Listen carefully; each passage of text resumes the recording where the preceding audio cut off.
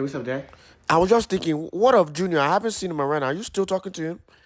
Yeah. We still talk. But I'm used to seeing him. He used to come here a lot. I haven't seen. Are you? What's going on?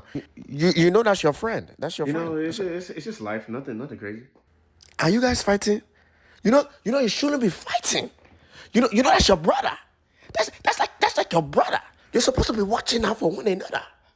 Come on, why would you be fighting? What is there to fight over? It's like your blood. Dad, we're not fighting. It's just it's just life. Just shut up your mouth. Just staple your mouth shut.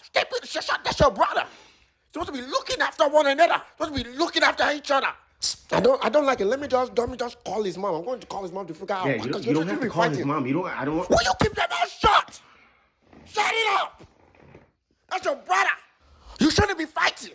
I don't see him around anymore. You're saying you're not fighting. He used to be here every single day. He's not here. Come on.